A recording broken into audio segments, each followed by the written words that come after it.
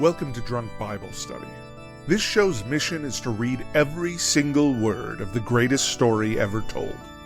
A warning to our listeners, the hosts of this show are sinners, but they're doing their best. There will be drinking and there may be some swears. They did say they'd try to keep it clean, but I wouldn't put my money on it.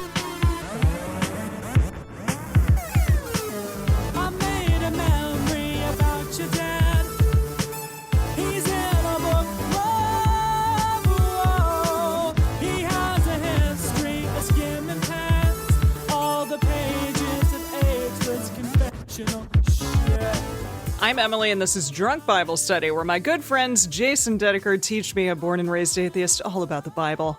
So, Dedeker, let's start with you today. How are you doing? Oh, I'm great. I'm already in the chat of our live show here on Get Vocal, talking to people about the Christian bar, the actually Christian bar that I used to frequent in Singapore. Have I told all y'all about that?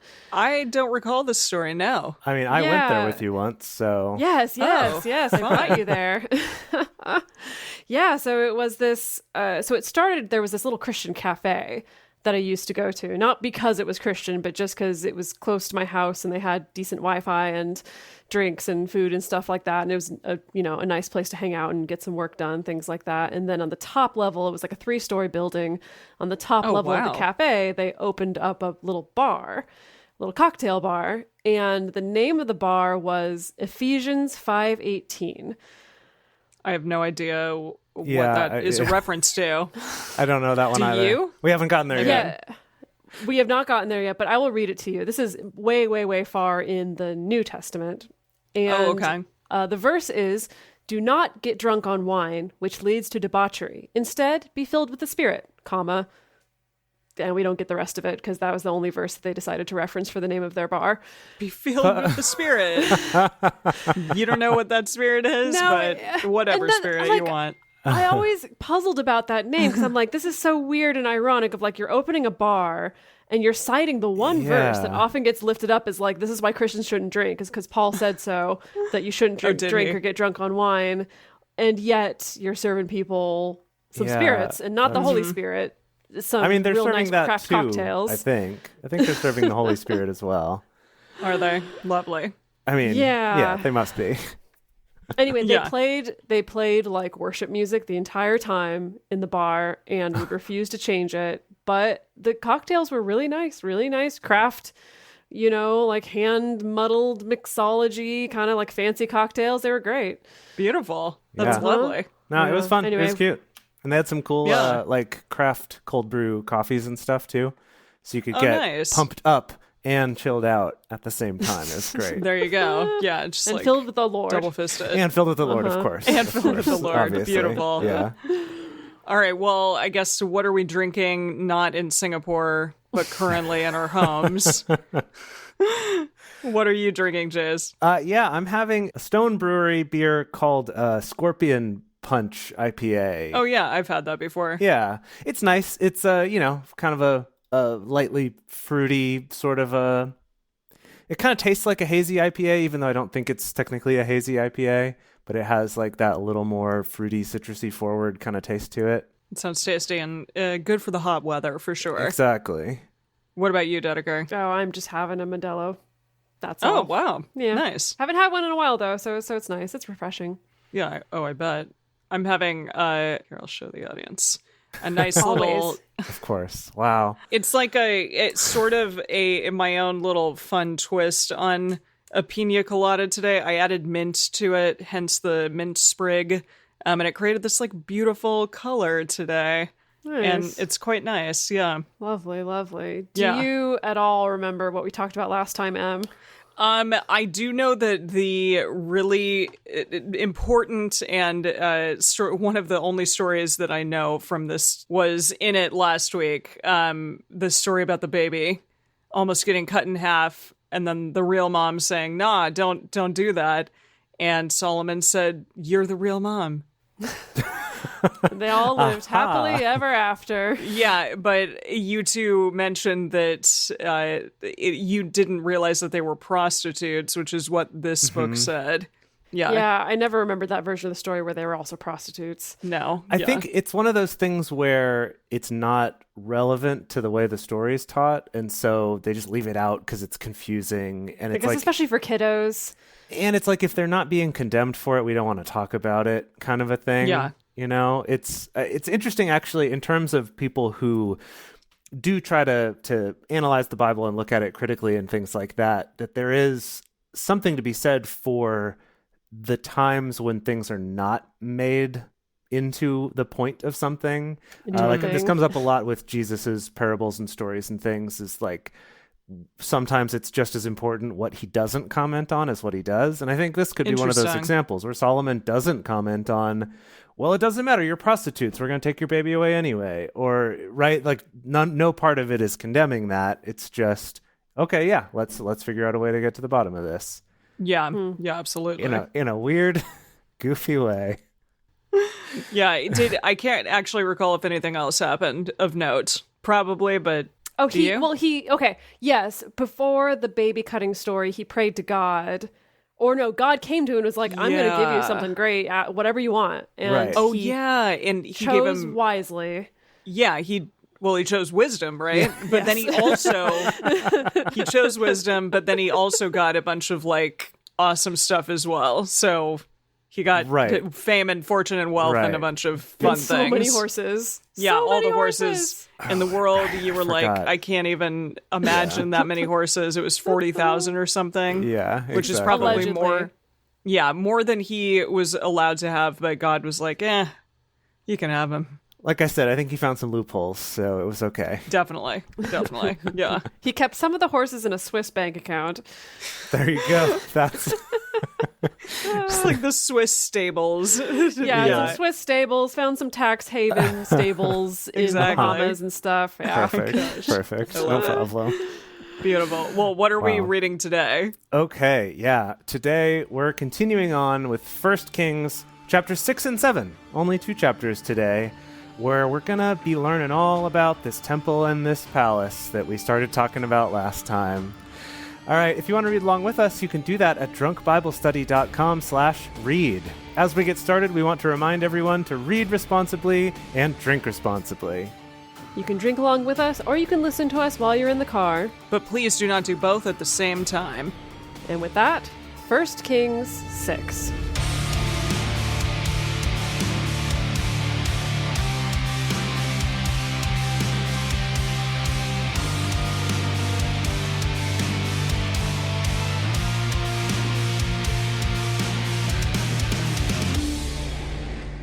It happened in the 480th year after the children of Israel were come out of the land of Egypt.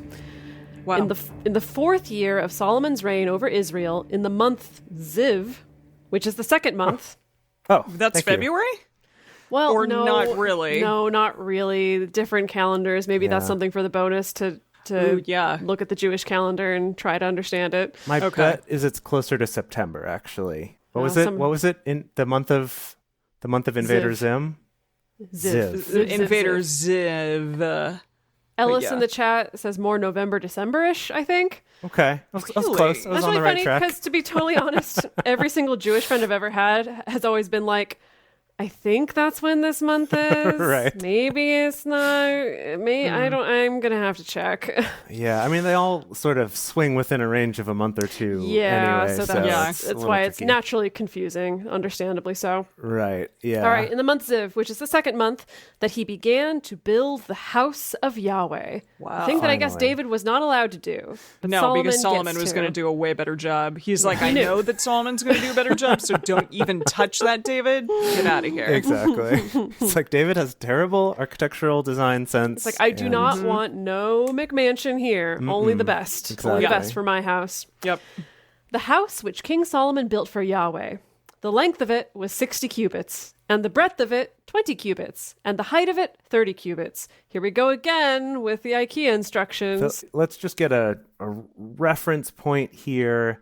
10 cubits is roughly 15 feet, according to Okay. To Oh, that's pretty big then. 60? KylesConverter.com. That's a really great name for this Thanks, website. Kyle. Thanks, Kyle, Kyle. thank you so much. Oh, what a Kyle. solid. I really appreciate that, Kyle. What a guy. Okay, so 10 cubits is 15. Okay, so you said it was, what were the dimensions again? Just so I can kind of paint a picture. Length is 60 cubits, breadth is Wow. 20 cubits, height is 30 cubits. That's huge. Yeah, that's Huge. okay. That's big. And this is Massive, the yes. temple, right? The temple. Okay, got Okay. it. Yahweh's Cool. house. It's going to be like Okay. Notre Dame here. Jeez. Okay. Yes. A regular Notre Dame. Okay. The porch. But the porch before the temple of the house, 20 cubits was the length of it, according to the breadth of the house, and 10 cubits was the breadth of it before the house. A porch. Don't understand. What? A porch. It's interesting that that's the word they would use. Now, if I imagine Yeah. a big, like very grand temple, I can Sort of see an awning? you know, like the steps leading up to it, or like the courtyard maybe. And porch is an interesting translation because I'm imagining like we're sitting out there sipping our sweet teas Exactly. on like a swinging bench, We're doing this. Yeah. For what we're Right. doing right now, reading having a our grand old Bibles time. Out on on the this bench. porch. Yeah. Yeah, so I just looked this up in the message, and the message also says porch, which is surprising. However, the New International Version says the portico at the front of the main hall of the temple. The Whoa. portico. The portico. That's Is a that lot like an more Italian bougie. word or something? A lot Yeah. more bougie. Portico. I like that. Okay. Yeah. Well, maybe we should write down a note to look up for the bonus, the Solomon's porch. Solomon's God's house's porch. God's house's porch. Yeah. Okay. Hey, God wanted a porch, you know? I don't know. Yeah, He's He living gets his what rich he life. wants. Yeah. exactly. For the house, he made windows of fixed lattice work. Against the wall of the house, he built stories round about. Against the walls of the house, round about, both of the temple and of the oracle, and he made side chambers round about. Okay. Okay. The nethermost story was 5 cubits broad, and the middle was 6 cubits broad, and the third was 7 cubits broad. For on the outside he made offsets in the wall of the house round about, that the beams should not have holes in the walls of the house. Anyone who is more architecturally minded... Could you read me I don't know what any of that the meant. the nethermost floor is the bottom floor, right? story, and the middle and third... Okay, and then So what is were it- those? Wait, no, there were Progressively- stories outside the house, though. Is this just like kind of side chambers that are higher? I see. Maybe- It's like a storage shed leaned up against it, maybe. This is where we I put all the see. mops. I see, but each floor got bigger, so it's sort Did of they? a. Wait, it's like, how it's is like that? A, It's like an upside down triangle here? Like, what's But happening? nethermost, you don't think that nethermost is like furthest away from me? We need a visual aid. Just like do- yeah, like we when need to we look got up. all those instructions about the tabernacle, I think we just need a visual aid. We'll have to look that up in the Yeah. bonus or yeah, something. okay. We can look it up. But I'm pretty sure what he's saying though is that each floor going up is getting bigger, and that he devised some clever way of building the supports in to make that work. I think it's like a That's modern, impressive, David. Or like- not David, Solomon. like a lot of libraries these days have like cool, have to be like cool yeah, very designs, cool architecture like that. Yeah. Yeah. Okay. Yeah. The house, when it was in building, was built of stone made ready at the quarry, and there was neither hammer nor axe nor any tool of iron heard in the house while it was in building. I wonder why. Okay. Is iron not okay? Every time we come across something that is unclear to us, I just know there's just all the know-it-alls out there. We're like, well, obviously, Come on. iron was forbidden in Jewish religion at this time. You should know that. Everyone knows that. And I so mean, I guess we just- should have, but Oh. Okay, Dedeker, sorry. Yeah. I just looked this up, and now I understand. It's that tell us. no iron tools, like metal tools, were used at the building site. They were all done beforehand at the quarry. So it was like IKEA. They're all kind of ready cut when they get shipped over to well, be that's more like nice. respectful of the neighborhood, I guess. Right, yeah, they were trying to not get a noise complaint. Right, I see. right. Yeah. Everybody's got to live while this is going on. And Yeah. Yeah. Oh, Okay. well, that's nice. Okay. Yeah.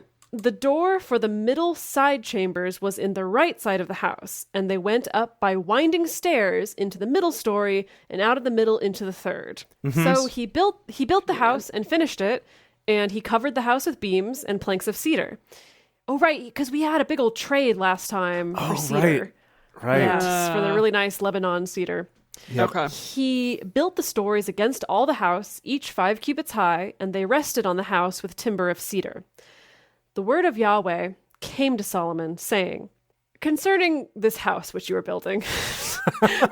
So about this I house. hate it. Start again. It's the worst, truly. So I thought that I would like the marble countertops, but now that I'm seeing them actually out there, I don't think I can go with it. I really want to switch to copper. Is that possible? Yeah. It's like every architect's nightmare. Yeah. If not that, could okay. we do granite maybe? I just this isn't working for me. And I want cement floors now. Sorry. Yeah. Concerning this house which you are building, if you will walk in my statutes and execute my ordinances and keep all my commandments to walk in them, then will I establish my word with you, which I spoke to David your father.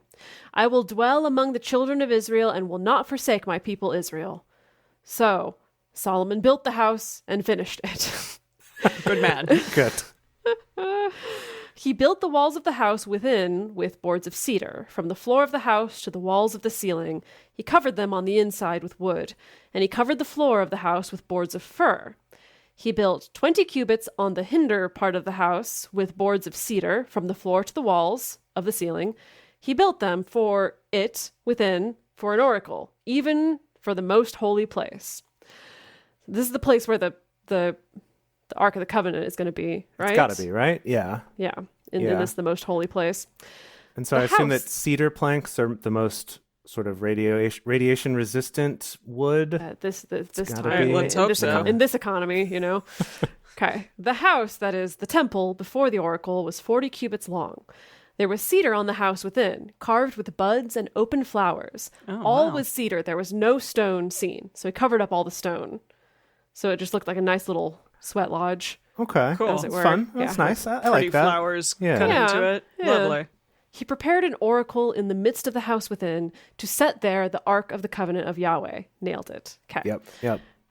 Within the oracle was a space of 20 cubits in length, 20 cubits in breadth, and 20 cubits in the height of it. And he overlaid it with pure gold, and he covered the altar with cedar.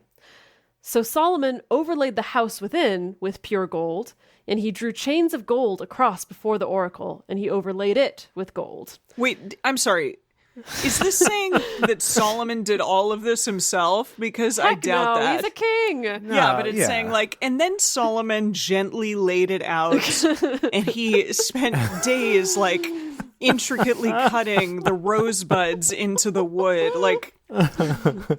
No, it's like when, mean, that would be impressive, but people say like, clearly, we built our own house. They really generally don't mean that they actually built it with their own hands. I see. Yeah. Can I read you the message version of that description of the inner, they call it the inner Please. sanctuary instead of Absolutely. the Instead oracle. of the oracle? Yeah. Okay, great. This inner sanctuary was a cube, 30 feet each way, all plated with gold.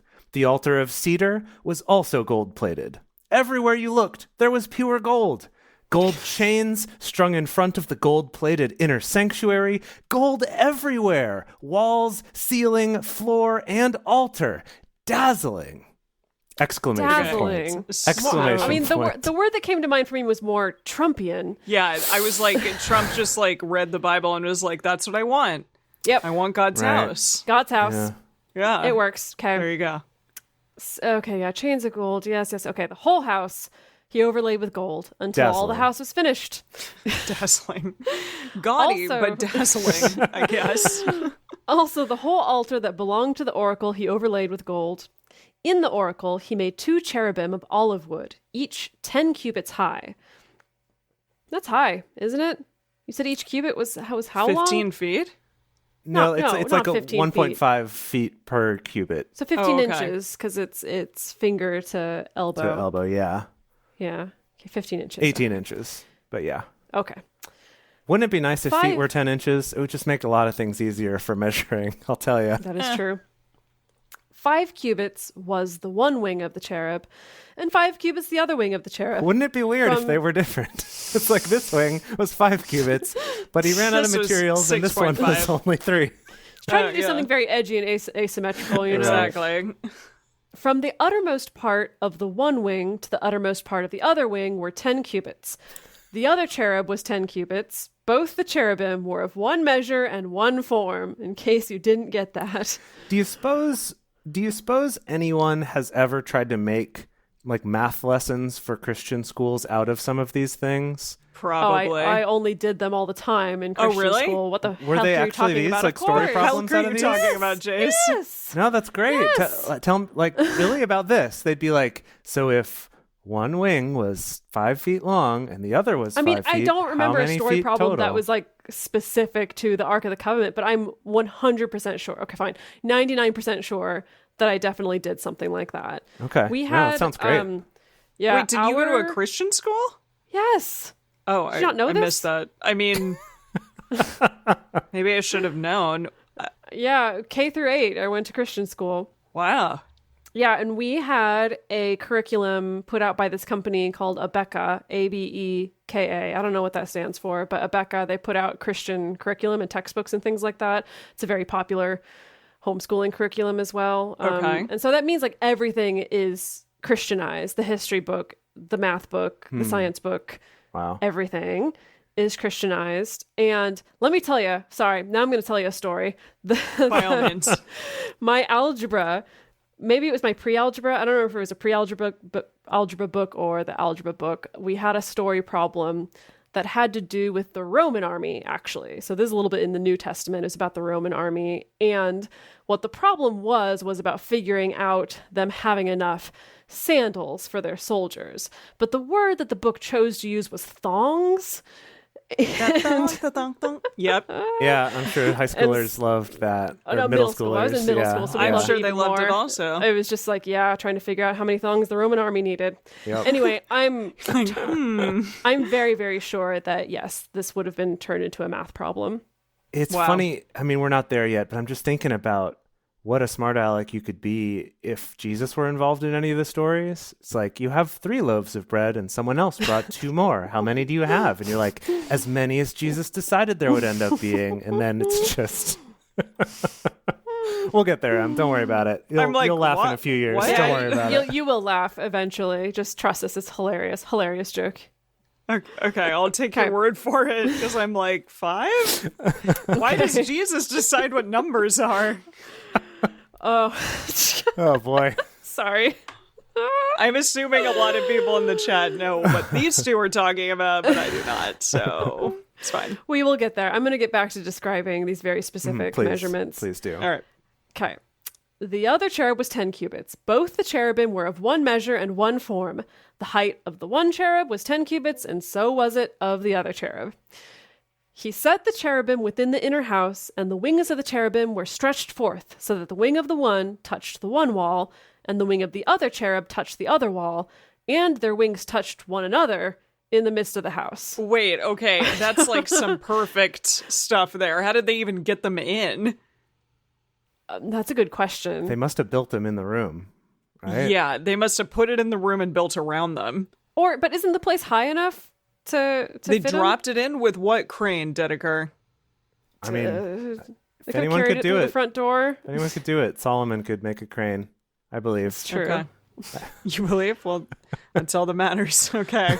Now, this is interesting because usually, the cherubim that are on the Ark of the Covenant are pretty much always depicted, and they were described as facing each other and their wings Doing facing each this, other, right? doing Yeah, that. Yeah, right. yeah, Not kind doing of plugging this. into each other.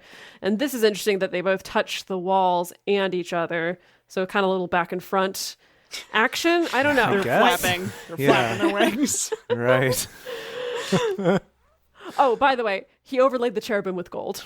Oh, good. course. Okay, of course. Yeah, gotta have that. I would have expected nothing else. Come on. Yeah. He carved all the walls of the house round about with carved figures of cherubim and palm trees and open flowers inside and outside. The floor of the house he overlaid with gold, inside and outside. For the entrance of the oracle he made doors of olive wood. The lintel and doorposts were a 5th part of the wall. So he made 2 doors of olive wood, and he carved on them carvings of cherubim and palm trees and open flowers, and overlaid them with gold, and he spread the gold on the cherubim and on the palm trees. What about the open flowers? You just left those? Is that intentional? Make them stand out? Must be a design choice. I'm sure it looked super cool. Maybe we could find Mm-hmm. pictures of it. we're not going to find pictures of it. We're only going to find artistic depictions of it. I think that's what he means. Yeah, but I'm sure those people have spent more time thinking about it than we have. Much more. So also made he for the entrance of the temple doorposts of olive wood out of a fourth part of the wall, and 2 doors of fir wood. The 2 leaves of the one door were folding, and the 2 leaves of the other door were folding. Oh, there's a little folding action. Folding action, Okay. Yeah. He carved thereon cherubim and palm trees and open flowers, and he overlaid them with gold fitted on the engraved work. He built the inner court with 3 courses of hewn stone and a course of cedar beams. In the 4th year was the foundation of the house of Yahweh laid in the month Ziv. In the 11th year, in the month Bul, which is the 8th month, was the house finished throughout all the parts of it, and according to all the fashion of it. So he was 7 years in building it. But not him, Not him. a bunch of other people. His friends. I see. So we're saying that he started it in the 4th year and finished it in the 11th Finished year? it in the 11th year. Got Took him it. 7 years to build it. Okay. I mean, with how elaborate this is, that makes sense to me. Yes. This is Seems reasonable. a big public works program. It was part of his campaign to, create jobs or something like that. Definitely. That's the end of the chapter. Wow. Okay. Gosh. Well, we have an amazing, ostentatious temple. And you know what I was thinking about it being Gaudy? Is the fact that he's kind of the first one, though, maybe? So everyone now, like in Vegas, is kind of biting off Solomon's style. But really, Solomon was the originator of this The first kinda, one to go There you go. full Gaudy. Before that was considered Gaudy, and it was just considered like, whoa. It wasn't Gaudy. It was Stunning. godly. Godly. Oh, nice. Well done. Wow. Okay. All right, everybody. We are about to continue on with First Kings chapter 7. But first, we would love your support in making this show continue and keep growing and getting more people coming around to these parties. Okay, it's time for First Kings 7. I can get this. I can say this correctly. How many job. more like first and second and third books do we have? Well, several. Several more, yeah. Oh, okay. So it's good that you've practiced this skill. Are there ever 3 or just 2 always? There are. 3. Once. I only know of Really? one 3-parter. There's only yeah. one 3-parter. Yeah. At least in the Bible that I grew up with, Yeah. in the evangelical church, there's only one 3-parter Just a book. 3-parter. Is it Yeah. in the Old or the New Testament? It's in the New Testament. It's Oh. towards the very end. Isn't gonna- it yeah, the it's gonna last be one of 3 the before last- Revelations 3. No. It's 1st, 2nd, and 3rd John before. Or no, 1st, 2nd, 3rd John, Jude, and then Revelations. What's funny, though, is that, for this reading, 1st and 2nd Kings, for example, is going to take us over the course of maybe 5-ish months or so. We're going to read Whoa. 1st, 2nd, and 3rd John's in 2 weeks. They're super short. What? I think one book is 1 week, and then the other 2 are both going to be in one episode because they're so short. Wait, So, yeah. okay. So is the acceleration of this show going to really ramp up once we hit the New Testament? Meaning I think it'll feel a little faster, maybe. Yeah. we'll be going through books at a quicker pace? Not always. I mean, Okay. some of the books are a bit longish, but especially later in the New Testament, there's a lot of pretty short books. We're going to hit some sections of the Old Testament too, like we did with Ruth, where Ruth was one episode just by itself. Yeah. We're going to have some more of those. So it's really just going to come and go. There's going to be some that Okay. are pretty short, some that are a little longer. Yeah. That's exciting. You gotta mix it up sometimes. I've enjoyed those one-offs because it's we got through another one and we did it in one day. Yeah. Look at us exactly. go. Nice, fresh energy. Yeah. Yes, indeed. Yeah. All right. Well, with that, we're moving on to 1 Kings 7. Solomon was building his own house 13 years, and he finished all his house. Well, that's nice. Okay, this is his house, not Yahweh's house. Yeah, I wonder if he was building them simultaneously, or did he build all of Yahweh's house and then he decided, That's a good now question. it's time for my house? He's like, I just been living in a trailer and this sucks. I doubt it, Right. somehow. Yeah, he's been living He's- in the foreman's trailer in the construction Right. site. His 40,000 horses have to go somewhere. He's he's probably got a nice place. Okay. For he built the house of the forest of Lebanon. The length of it was 100 cubits. Oh, That's yeah. wow. Okay, so 150 feet basically. Wow. Okay. Okay. 100 cubits, and the breadth of it 50 cubits, and the height of it 30 cubits. Okay, on already 4 some problems rows. I'm seeing right out the gate. Well, Some it's bigger than problems. God's house, right? Okay, yes. Number yes, number that's one. Gonna, that's First problem. That's a big problem. first problem. However, at the same time, functionally, Solomon's house has to house a lot more people, between his wives okay. and concubines and Right. children and servants and That's true. advisors and everybody. So, and kind of make the argument that functionally it technically needs more space than the temple actually does. Okay. No, that's a good point. You make a good point. All right. I mean, okay. He won't be smited right away. Won't be smote. We'll see what happens. Smote. Smoted. Smotified. Okay. Yeah. Smitten, I believe, is the word. Oh, Oh, right. God is already smitten with him. Okay. Yeah. So, okay, it was on 4 rows of cedar pillars with cedar beams on the pillars. It was covered with cedar over the 45 beams that were on the pillars, 15 in a row. There were beams in 3 rows, and window was over against window in 3 ranks. So just like Windows everywhere. kinda Windows like as a- far as the eye could see. like an early version of like floor to ceiling windows where it's like Oh, they're cool. stacked on top of each other maybe? Is that kind of Jeez, what we're getting at? Solomon is aesthetic. Like, he knows, like, what's going on. That's why Yahweh wanted to wait for him to design the temple. That That's makes true. sense. It's like, David, no thank you. I got Solomon here coming up. Also, remember David wanted to build the house out of wood. And he's like, it's just going to be a little wood cabin. And he's like, I really want this gold inlaid, beautiful place that I know Solomon can make with like stone foundations and everything. So, Exactly. yeah. All the doors and posts were made square with beams, and the window was over against window in 3 ranks. He made the porch of pillars. The length of it was 50 cubits, and the breadth of it 30 cubits, and a porch before them, and pillars and a threshold before them. Hold on. So He has like 2 nesting pillars, porches. 2 porches, rather? Yeah. Yeah. Double Porch, porches? And then, Can you imagine you know going what? up to We your just friend's want another house? porch. You go to your rich friend's house and you like walk up the steps to the entryway and there's a porch. And then 1 level up, you have to go up more steps to get to the other porch. And then you get to the door. Can you imagine that? I No. kind of love it. No, I'm actually super into it, right? So you have Are you? one like big, huge, beautiful like covered porch, and then in front of that you have like an uncovered porch. Like That's just like that's like your barbecuing porch. There you go. Yeah, exactly. But do you want that up front though? You don't generally put your barbecue right out front. No, Well, I feel hide it like in the back. It's ugly. I would want it at the back, but I don't think that they know what backyards are at this point. Maybe so they Yeah, just we have haven't really front had any yards. mentions of backyards. Maybe it's Right. very in to Huge just have front yards.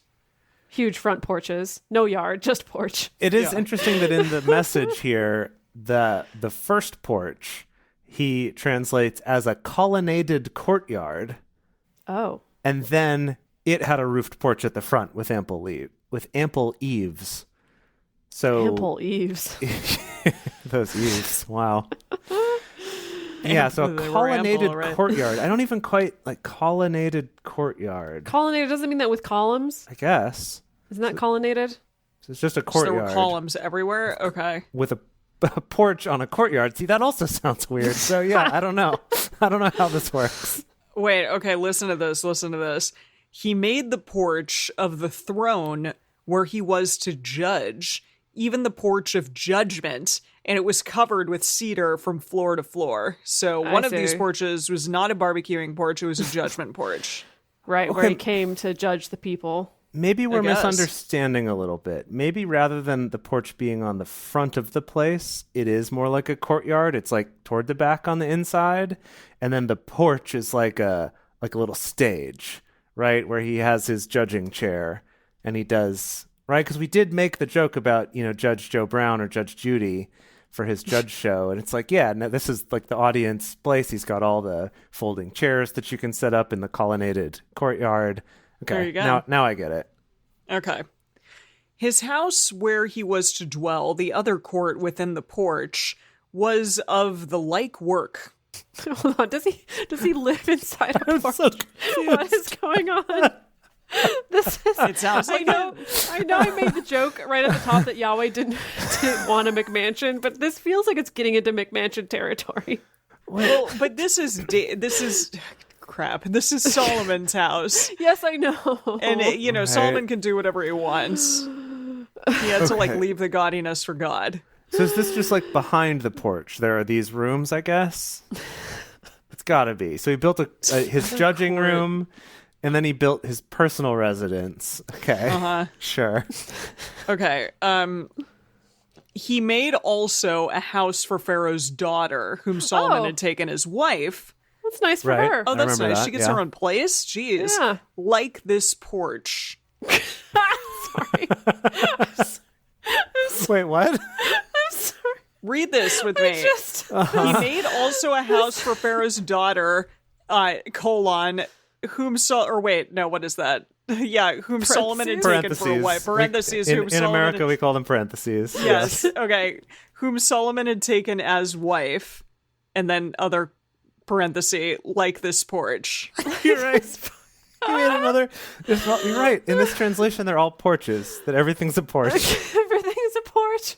So he Okay, made this has to be just not a poor translation. Oh, Poor that's good. translation. poor porch translation. I don't Wow. But know. the mental image of just everyone lives on porches. Porches that lead to nowhere. Porches not even attached to houses. Porches that are houses in and of themselves. Now, there's a question.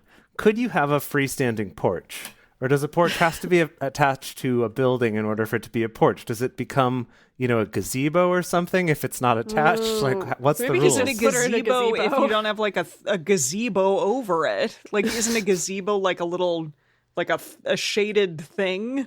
I'm assuming that these are covered porches. Yeah. See, then you don't know.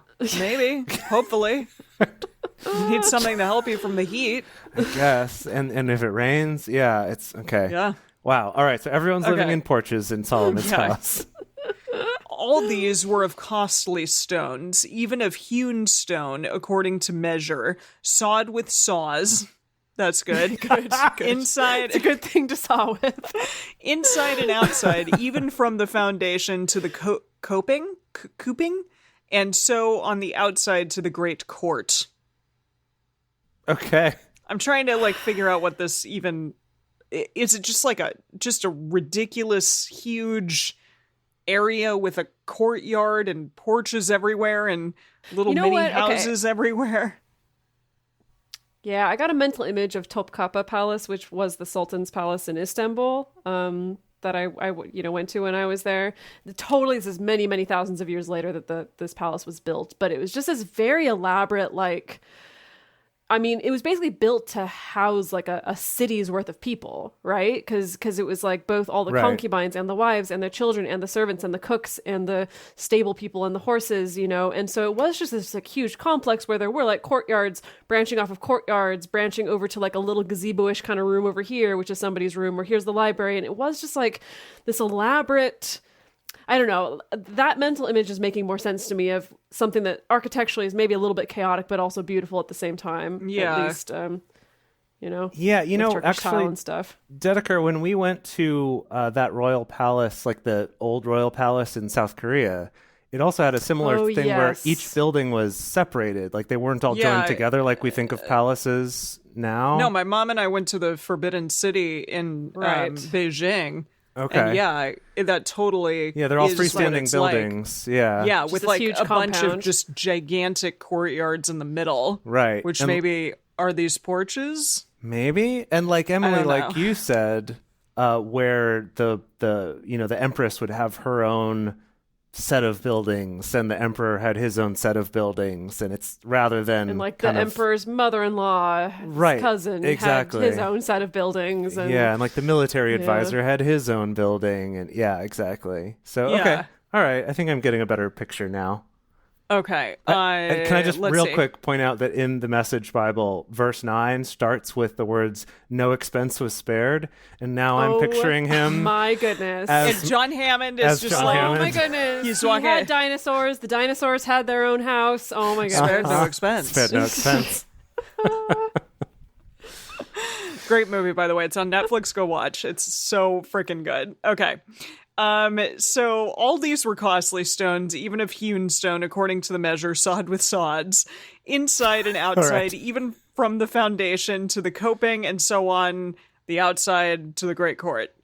The foundation was of costly stones, even great stones, stones of 10 cubits and stones of 8 cubits. Above were costly stones. We got it. Even hewn stone. Those are according big to the stones. measure.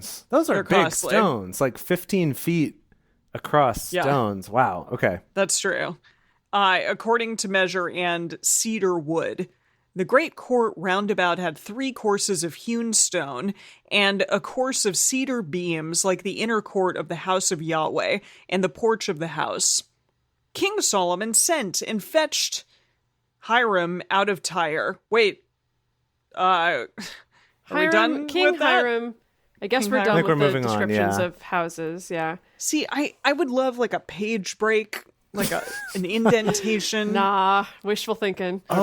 Oh, wow. Okay, so I just went and looked at the World English Bible that you're reading, and in the Message, specifically this part, it says, King Solomon sent to Tyre and asked Hiram, and then in parentheses, not the king, a different Hiram. Another Hiram. Okay. Okay. That's an important thing to know, and I don't know how he knew that, but the World English Bible didn't know that. Wow. Yeah, All right. yeah, Okay. interesting. Here we go. He was the son of a widow of the tribe of Naphtali, and his father was a man of Tyre and a worker in brass, and he was filled with wisdom and understanding and skill to work all works in brass.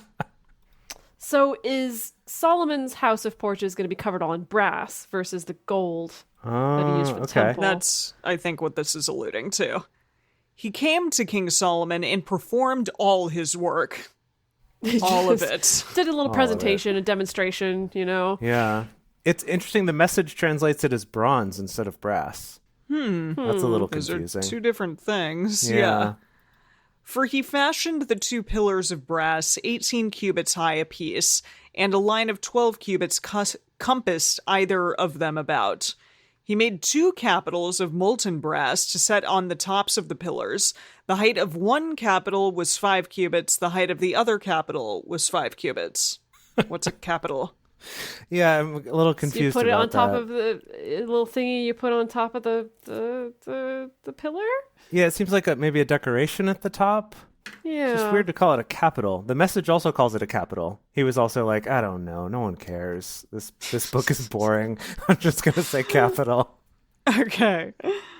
There were nets of checker work What? and, I don't know. Nets? Hold on, nets. Like Nets of checker work and wreaths of chain work for the capitals, which were on the top of the pillars, 7 for one capital and 7 for the other capital. Okay, so I did look it up.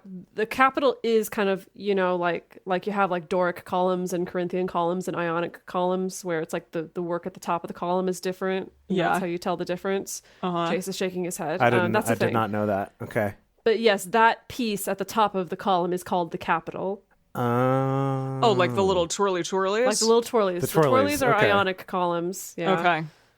What are What's those the other types of Corinthian columns? column? Yeah. Well, you'll have to look at pictures because I can't easily. Okay. I'm gonna make a note. We're gonna look up some I don't know why. columns. I don't know why I know this, but I do know it. No, I learned it in school. I don't know why What? you need to know that Why in would school. you? Why would you learn that? In I school? did. I remember like Ionic and Corinthian, but I don't. There were twirlies in places, and I can't remember the Yeah. places where the twirlies were. I learned it in a weird acting gig that I can tell you about later. Okay. Cool. Sounds about right. Cool. Okay. Let's see. So he made the pillars, and there were 2 rows roundabout on the one network to cover the capitals that were on the top of the pillars. So he did for the other capital. I don't know. He what's made them happening. the same as each other, I think is what they're trying to say. The capitals that were on the top of the pillars in the porch were of lily work, 4 cubits. Lily work. Does that mean like, is that like a brass thing? Or did he like make lilies out of brass? Yeah, the Message just says in the shape of a lily. So yeah, it Okay. must have been, yeah. There were capitals above, also on the 2 pillars, close by the belly, which was beside the network, and the pomegranates were 200 in rows around about the other capital. He set up the pillars at the porch of the temple, and he set up the right pillar, and called it the name of Jachin. And he set up the left pillar and called it the name of Boaz. We know Boaz. Okay. Like named after the Boaz. So the message tells me what they mean. The one on the south means security. That's Jachin. And the pillar to the north means stability. So security and cool. stability is Boaz. Okay. Clever. On the top of the pillars was lily work, so was the work of the pillars finished. He made the molten sea of 10 cubits from brim to brim, round in compass, and the height of it was 5 cubits, and a line of 30 cubits compassed it round about. So 15 feet in diameter, rim to rim. This is like a bowl.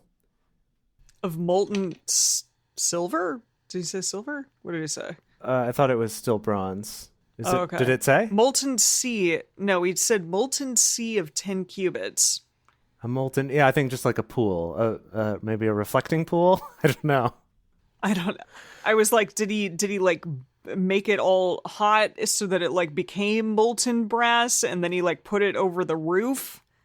I don't know. In the message it says Hiram's next project was to make the sea, that's a capital S, C, dash, Yeah, C. an immense round basin of cast metal 15 feet in diameter, 7.5 feet tall, and 45 feet in circumference. So is that like his koi pond? Oh, okay. Yeah, maybe. Cool. You know? Let's see if maybe they'll tell us what they fill it with. Ellis in the chat is saying that for them it's translated as just a tank. A tank. Okay. Yeah. A tank of what though? Just like rainwater. Okay. Oh, yeah. Maybe it's like a big bird bath, maybe. Big bird bath For giant birds. for Big Bird. Okay.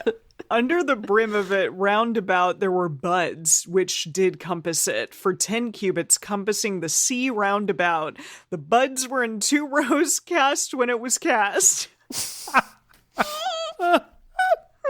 I don't know what's happening. Okay. God. So Why is that funny? Why are we laughing at that? there's nothing else to I don't laugh know. at. Yeah. Okay, so in the message, Cast when it was cast. cast when it was cast, it makes sense actually. The message says that the gourds decorated on the inside of it or the outside of it, I guess. No, it's buds, not gourds. Sorry, We're it says talking about it says gourds. gourds in the message. The buds. What's the difference? Like, I see like a bud of a flower, Yeah, that's but not a gourd is like a gourd of a pomegranate. or like a squash. Yeah. Oh yeah, squash. That's Well, a gourd. That's a real gourd. In this, it says just under the rim there were 2 bands of decorative gourds, 10 gourds to each. It was like someone's bad Thanksgiving table. 10 gourds to each 1.5 feet. Okay. The gourds were cast. That's a lot. The gourds were cast in one piece with the sea. So I think it's important to emphasize these were not made I separately and see. attached, but they were cast when the sea was Okay, cast. so they're trying to point out how clever and impressive this is. Yeah, Is that it was cast yeah. all together with the sea. It was just like one piece. That is impressive. Right. Okay. This Karen's Thanksgiving table. Seriously. Okay. It stood on 12 oxen, 3 looking toward the. Wait, what? Wait, I'm saying are these these are also- real? Okay, No. they're not real oxen because They've that got would to be awful. Yeah, statues. Yeah. It stood on 12 oxen, 3 looking toward the north, and 3 looking toward the west, and 3 looking toward the south, and 3 looking toward the east, and the sea was set on them above, and all their hinder parts were inward. Like their Good. their So we didn't have butts. to see their Their balls. butts were inward. Yeah. That's nice. David Solomon was like, inward butts. I don't want to see them. No, can't look at any butts. No. Yeah. Okay, I'm going to do one last line, Jason, then you're going to do the Okay. next. Okay. Gosh, we're only halfway through this. Yeah. Jeez. Oh, yeah. It was a hand breadth thick, Okay. So a few inches. Okay. and the brim of it was worked like the brim of a cup, like the flower of a lily. It held 2,000 baths. Oh, okay. 2,000 guess. baths. Okay. Baths must be a unit of measurement, right? The Must be message says 11,500 gallons. Wow. Well, that's a very lot of water. specific. Yeah. Wow. Okay. Great. So it held a lot of water. Good. Now we don't know what the purpose of this water is because it's not quite a reflecting pool because it's on top of these oxen, right? And These it's not oxen's quite butts. on their butts, and it's not quite a swimming pool because it's like it sounds like it's elevated, So how are you going to get up in there? Like, what is the point of this? How tall was the whole thing? Do you remember? Well, it was at least the height of an oxen. Yeah. Well, yes, but I was trying to remember if we knew how tall it was above oxen's butt. So if I think of like an oxen's butt, right? We're talking like maybe waist height, right? No, And bigger then- than that, Jace. Bigger than that. Their butts are going to be like at your shoulder. Yeah, waist height. What? This isn't a large dog. What are you It's thinking not about? like- yeah, come on. I guess I've It's never like a been next to an miniature oxen. oxen. Okay. Yeah, so right, this is a weird tall pool. Okay, cool. Great. All right, I'm going to continue us on here to the end. Okay. He made 10 bases of brass. 4 cubits was the length of one base, and 4 cubits the breadth of it, and 3 cubits the height of it. The work of the bases was on this manner. They had panels, and there were panels between the ledges. And on the panels that were between the ledges were lions, oxen, and cherubim. And on the ledges there was a pedestal above, and beneath the lions and oxen were wreaths of hanging work. Can I just anyone who says that they've read the whole Bible, like they definitely skipped over all this though, right? Like they just were like, yeah, and then I get it. said that they read it. Right. I mean, I can't blame them really. Like any right. reasonable person would skip this, but apparently we're not reasonable. Well, thank you all for listening with us. Okay. Every base had 4 brazen wheels and axles of brass, and the 4 feet of it had supports. Beneath the basin were the supports molten, with wreaths at the side of each. Now, Did these hold wheel on. around? Is this supposed to be movable? Is this a mobile, movable giant, weird bath. bird bath? Oh, see, I thought these were separate things. But it said it was below the basin. I thought like below and near it, not... Wait, yeah, no, are it says he made 10 Are the bases... oxen movable? He made 10 bases of brass. And when I look at that verse up in the message, it says Hiram also made 10 washstands of brass. Oh. So these are separate okay. things, but I think they do have wheels on them. I think these All right, ones handy. can move around. Okay. Handy for what? Like in case like they're like, okay, those birds over there, they clearly need water. Let's go bring it to them. I'm assuming it's for like washing your hands before doing holy things, Okay. right? Okay. All right. Yeah. No, I think that's a legitimate guess. Okay. The mouth of it within the capital and above was a cubit, and the mouth of it was round after the work of a pedestal, a cubit and a half. And also on the mouth of it were engravings, and their panels were 4 square, not round. Let's be clear here. These ones were square. The 4 wheels were underneath the panels, and the axles of the wheels were in the base. Where else would they be? And the weight of a wheel was a cubit and a half a cubit. Sorry, the height. weight of it? The weight? The height. Okay. I don't know how to read, apparently. It's the second beer here. I'm having a Shouldn't have done Tangerine that Express intermission. hazy IPA. I know that Okay. intermission's dangerous. Okay. So the height of it was a cubit and a half a cubit, also known as 1.5 cubits.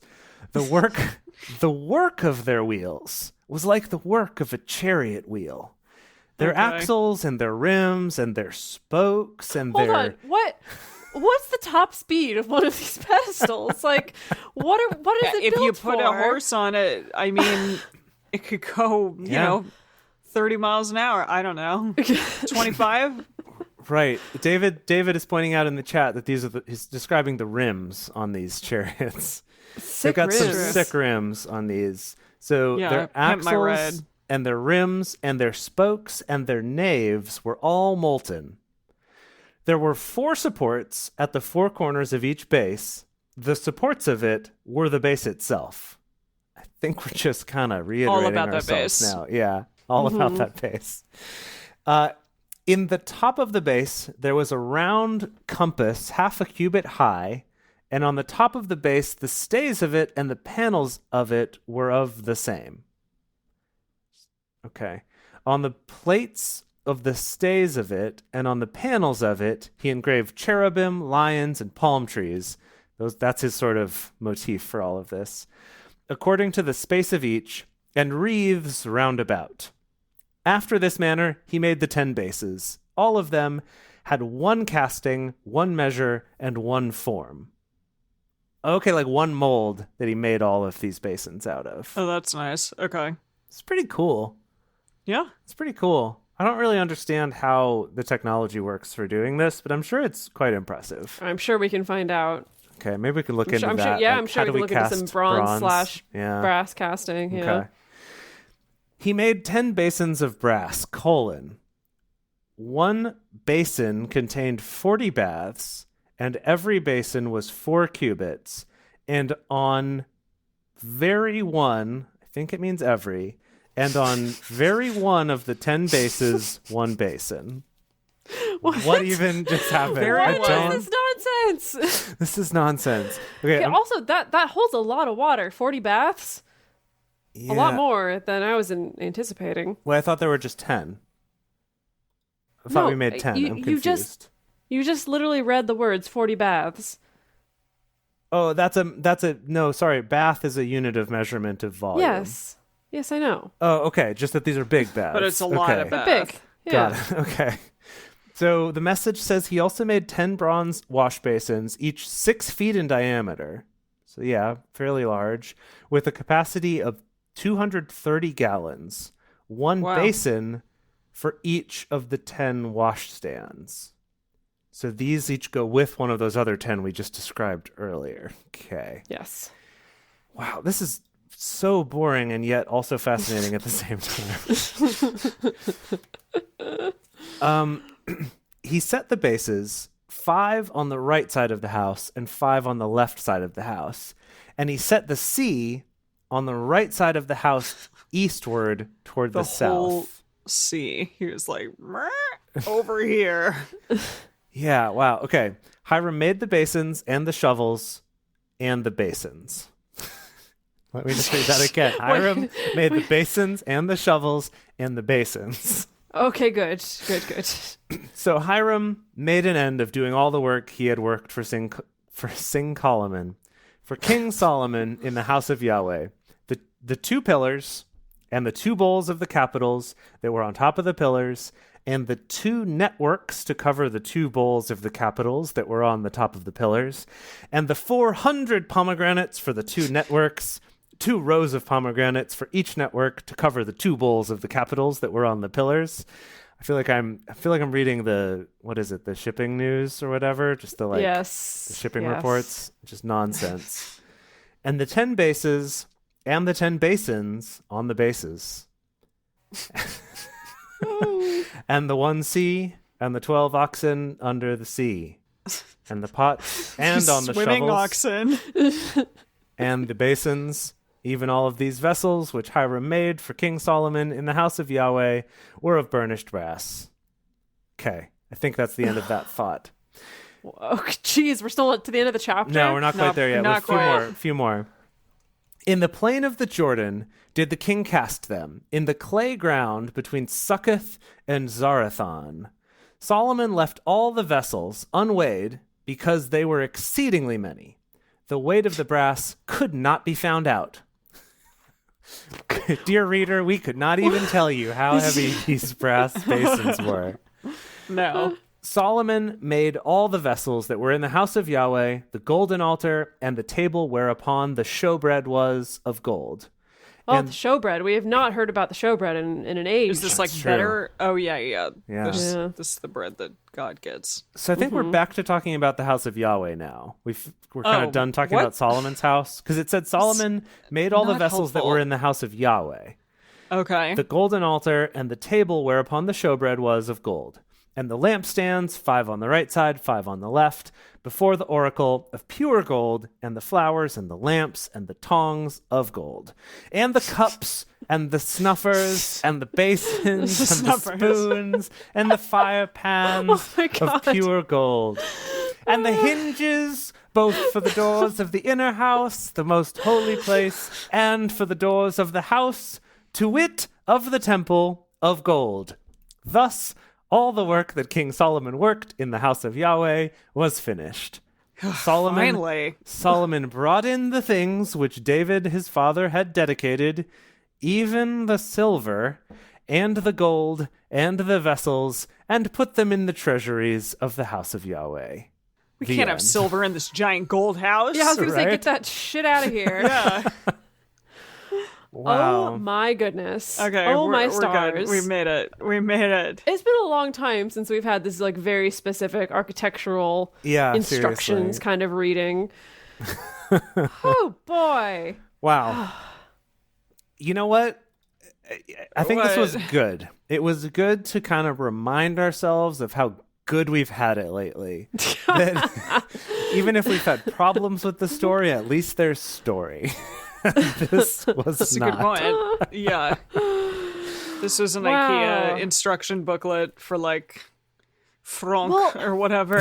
It was a little bit less instruction booklet than we got with like building the tabernacle, where that was very, very specific. It's like, you're going to do it this way and you're going to do it this way and you're going to make sure that it goes this way. And this is more kind of a like, look how badass this was. Right. Look, we got some really kick-ass artisans in here to build a freaking giant basin for completely unknown reasons. Yeah. Does that mean that like that Solomon is an amazing gold worker, where Hiram is an amazing brass worker? Well, Solomon clearly had access to amazing gold workers. I doubt he himself was doing any of this gold work. Yeah. But I suppose impressive that he had access to the gold, that his kingdom Yeah. was Yes. was, successful enough to have enough gold to make these things. Or had stolen enough gold to be able to make these things. Yeah. Sure. Yeah, as it was. I mean, I now have an image of like maybe Solomon is really into Olympic swimming training, and that's what he's doing in I that basin see. every single day, Yeah. just out there getting ripped. Yeah, you go. that I mean, swimmers' bods are pretty great. I can, I support that. I'm into it. I wish I liked swimming. I just really don't. No, you hate the water. Really don't like the Yeah. water. Yeah. Gosh, just everything about this was really something. It was like a Lifestyles of the Rich and Famous or MTV Yeah. Cribs or something. It's like, Yeah. so tell us about this basin that you've got here. It's like, right, well, I had this guy, he's an orphan, he's a bronze worker, and he came and it's all cast out of one piece, actually, this whole thing. Yeah, one pretty mold. amazing, right? Just it's very much like that, yeah. I really like the oxen. I just thought, they're such a beautiful, strong, hardworking, inspiring animal. I really had to specifically request that their butts were faced inward because, didn't I wanna just see can't them. abide that. Right, yeah, right. yeah. But I really think it turned out just quite beautifully. It's one of my favorite things, really. Right. If you crawl underneath, then all of the butts are pointing toward you. It's quite an experience. Wow. And with that, what are we doing next week?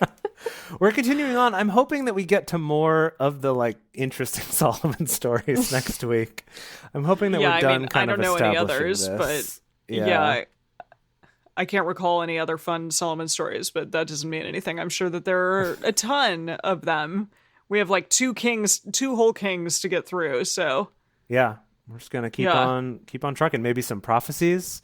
Maybe Yahweh's gonna come down and give some notes or some praise for this. Yeah. I think there's lots of possibilities. I think Yahweh's going to come down. He's going to be like, "Where's my basin, huh?" Yeah, so that's Yeah. a cool basin you got in your house there. You need to give me at least like half of your basins. I mean, I notice you also have at least 6 more porches than you thought that I deserved. Yeah, it's true. Yeah. So, What's up with that? So I'm sure you just haven't gotten to my basin yet, but when you do, I was thinking maybe unicorns instead of oxen. I don't know. That could be cool, right? Yeah, really cool. Oh, Wow. boy. All right. Well, we want to once again promote drunkbiblestudy.com/live for all y'all out there who couldn't make it to the live show today. If you do want to come and enjoy this with us and have a fun time talking in the chat, and having some lovely drinks with all of us, then come join us in the live chat every single week. What is it? It's a Thursday at 5 p.m. Pacific. Yeah. We have a blast. So thank you all for joining us for Bible study today. If you want even more Drunk Bible Study, including ad-free episodes, early releases, personal toasts on the show, and more, become one of our patrons at patreon.com/drunkbiblestudy. If you enjoy the show, take a moment to subscribe and then write us a nice review on iTunes or Stitcher, letting other people know what you like about it. You can also join fellow listeners in the Drunk Bible Study Fans and Fellowship Facebook group. Find us on Twitter at Drunk Bible Cast, on Instagram at Drunk Bible Study, or send us an email to info@drunkbiblestudy.com. Drunk Bible Study is created and produced by Jace Lindgren, Dedeker Winston, and me, Emily Matlack. Our theme song is Book Club by Josh and Anand from their album Home of the. For more information, visit us at drunkbiblestudy.com.